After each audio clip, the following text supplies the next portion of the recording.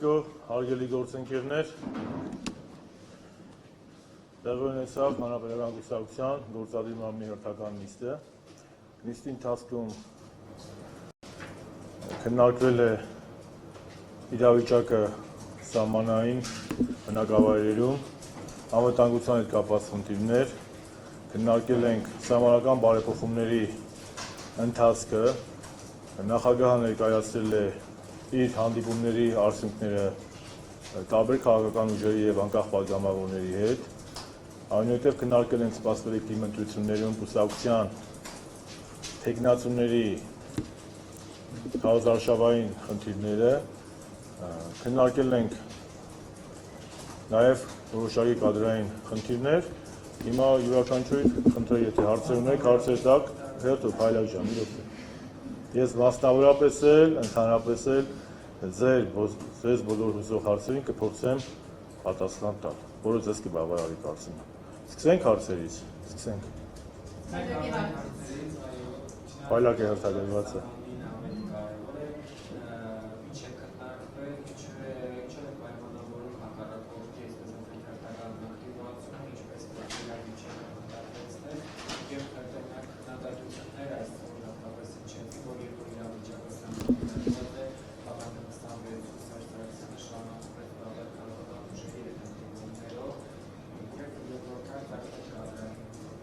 Շնորհակալություն։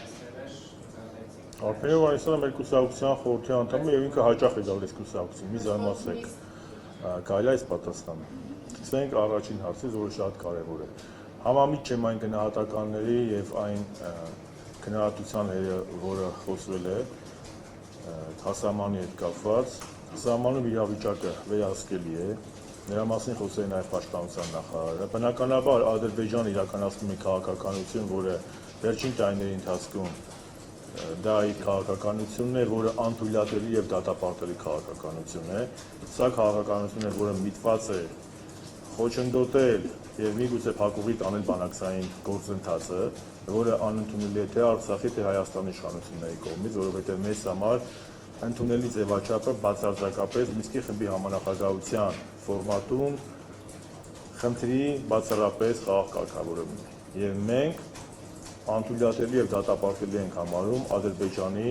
նմանատիպ դիրքորոշումը։ Բայց միևնույն ժամանակ դուք գիտեք, որ համապատասխան ոլորտի ղեկավարները արդեն հանդես են եկել մեկնաբանություններով եւ եւս մեկ անգամ երկրորդեմ ասեմ, որ պաշտպանության նախարարությունը մեր Հայաստանի Հանրապետության զինված ուժերը վերահսկում են իրավիճակը եւ բնականաբար նաեւ այն գյուղացիներին, այն գյուղական բնակավայրերին, որտեղ որ վնասներ են կրել, բնականաբար մենք կքննարկենք այդ վնասները կամ փոխհատուցելու կամ օժանդակելու մեր գյուղացիներին, որովհետև այսօր արդեն հերոսություն է սահմանամերձ բնակավայրերում ապրելը եւ մեր բոլորիս ուշադրության կենտրոնում պետք է լինեն այդ սահմանամերձ բնակավայրերում ապրող մեր քույրերի եւ եղբայրների ցանկացած խնդիր, մանավանդ նաեւ այդպիսի խնդիր։ Ես օգտվելով առիթից ուզում եմ իմ ցավակցությունը հայտնել մեր պայմանագրային զինծառայողի ընտանիքին, մենք ունենք կորուստ եւ ուզում եմ բոլորին եւս մեկ անգամ վերահաստատել, որ ցանկացած կորուստ, լինի դա հայկական թե ադրբեջանական կողմից, այդ կորուստը պատասխանատուն Ադրբեջանի իշխանություններն են։ Եվ մեր գործընկերը հարց տվեց արտադրության նախարարի տեխնացիների հետ կապված, այո, Տիկին Ալբին են մեր հարգարժան գործընկերը այստեղ է եղել, ու ճիշտ է նկատել, կուսակցության գործադիր մարմնի նիստի ընթացքում մենք քննարկել ենք արտադրության նախարարի նշանակման հարցը, պարոն նախագահը խորհրդակցել է գործադիր մարմնի անդամների հետ եւ պարոն նախագահը իր որոշումը կկայացնի։ Ընդամենը կարող եմ ասել, որ գործադիր մարմնում հիմնականում դրական են դրամադրված եւ դրական են գնահատում Արտոնի Հովհաննիսյանի թե պրոֆեսիոնալ թե դրա այդ փորձը Պարոն նախագահ իր որոշումը կկայացնի շուտով։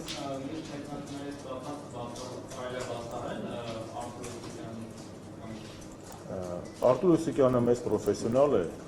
շատ մեծ հարգանքի արժանի ասնավորություն է, բայց դուք մարդկանց անունը գցում եք շրջանառության մեջ, հետո մեզից պահանջում եք կամ ներքենք կամ հաստատենք։ Հիմա դուք կարող եք ասել, մենք այսօր քննարկել ենք բացառապես Արտոնի Հովհաննիսյանի հարցը, պարոն նախագահը խորհրդակցել է գործադիր մամլի անդամների հետ եւ իր որոշումը պարոն նախագահ կկայացնի։ Համեցեք։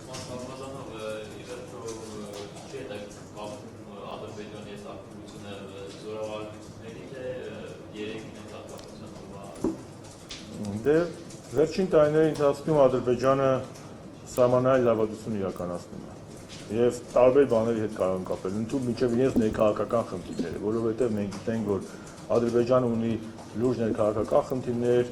լուրջ թիրախում է հայտնել եվրոպական կառույցների, մարդու իրավունքների հետ կապված խնդիր կա եւ միգուցե նաեւ պայմանավորված է նրանով, որպեսզի Ադրբեջանի հանրության ուշադրությունը ներքաղաքական խնդիրներից ծևերել դեպի Ղարաբաղյան կարգավորման խնդիր, բայց ամեն դեպքում նմանատիպ ցանկացած ոտնձգություն անթույլատրելի է եւ այստեղ անելիք ունեն միջազգային կառույցները եւ երկրորդը ես չեմ այն պաշտոնյա, որը պետք է տենց արտահայտություններ անի, բայց կարող եմ հղում անել համապատասխան պաշտոնյաներին, կոնկրետ պաշտպանության նախարարին, որը հստակ նշել է, որ սահմաններում իրավիճակը վերահսկելի է։ Այո։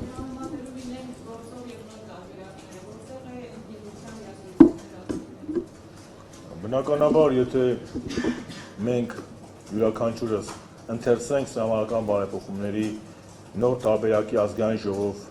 գլուխը եւ գործողը համադրենք, ապա այսօր երկու կազմի դնել չի կարող։ Բնականաբար, այս նոր տարբերակում ընդդիմության լիազորությունները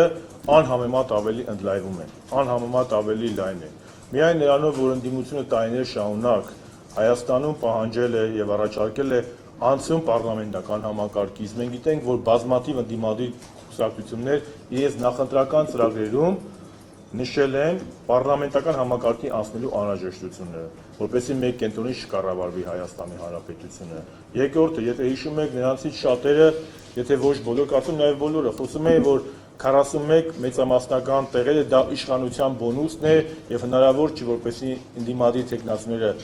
ընտրվեն։ Այսօր մենք լսել ենք նաև ընդդիմության մեր գործընկերների առաջարկները եւ այսօր այլևս Հայաստանի Հանրապետությունում նոր առաջարկվող սահմանական բարեփոխումների պատետով համամասնական է միայն լինելու ընտրակարգը։ Սա եւս պլյուս է։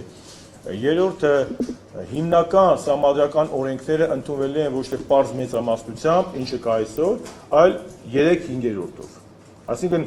կարևորագույն ընտրական օրենսգիր կլինի, ազգային ժողովի կանոնակարգ օրենսգիր կլինի, դատական օրենսգիր կլինի, այդ մայր օրենքները, այդ սահմանադրական մեծ լուրջ օրենքները, հա, իրենք առանց ընդդիմության մասնակցության, առանց ընդդիմության հետ կոնսենսուսի հնարավոր չէ ընդունել։ Եվ այլևս մեր ընդդիմադիր գործընկերները չեն կարող ասել, որ մեծամասնությունը իր ցանկացած օրենք բերում եւ դակում է։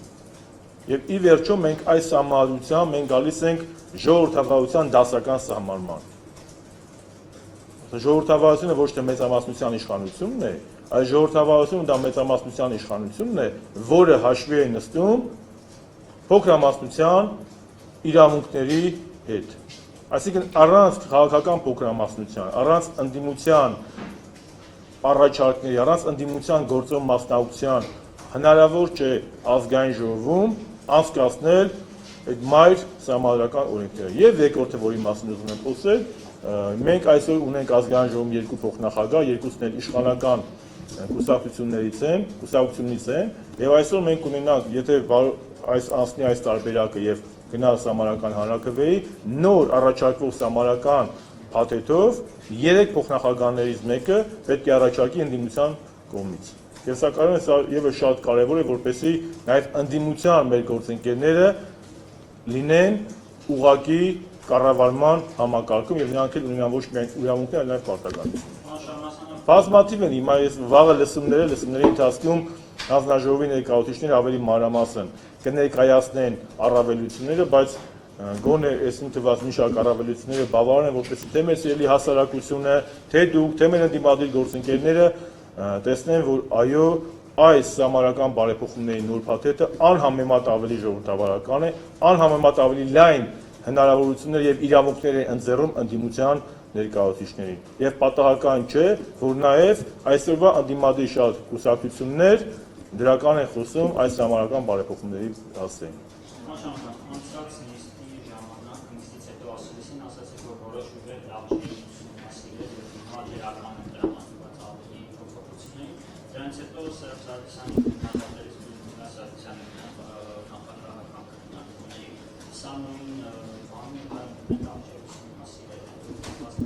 Ինչքանով է կորեք ես եմ գործընկերների վերաբերյալ այսօր կարծիք հայտնեմ, մանավանդ կին գործընկերների։ Լյուդմիլա Սարգսյանը ինքը կուսակցության ղեկավարը եւ Լյուդմիլա Սարգսյանը իր կուսակցության գործընկերների հետ որոշել է մասնակցել քննարկումներին եւ դա բացառապես վերակազմած սոցիալ-դեմոկրատ հնչական կուսակցության խնդիրն է եւ այստեղ մի մեկնաբանության կարիքը հեչ պարտադիր չէ։ Համեցեք։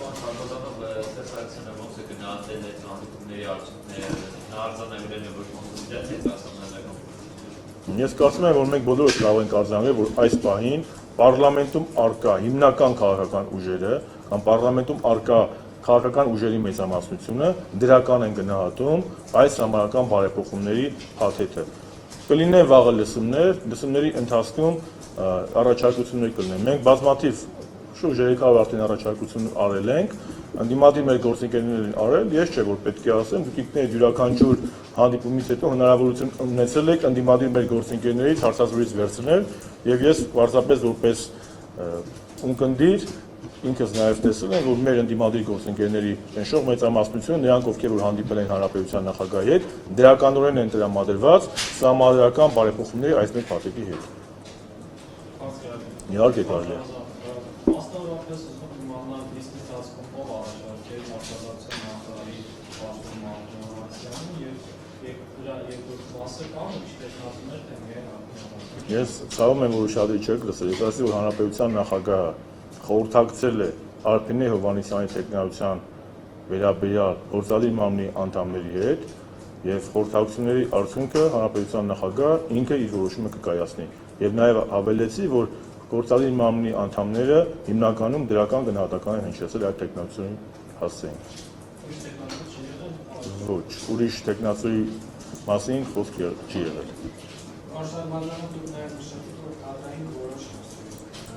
Դա է։ Այ հարցեր չեն քննարկել կադրային։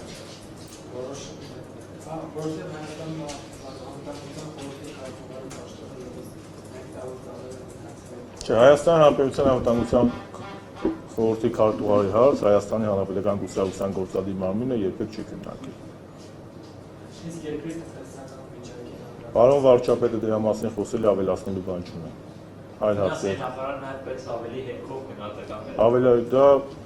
կառավարության մեր գործընկերները դրա մասին ես կարծիք արտահայտել են, ես ավելացնելու բան չունեմ։ Մանավանդ որ ես պրոֆեսիոնալ տնտեսագետ չեմ եւ տնտեսության վերաբերյալ իմ գնահատականները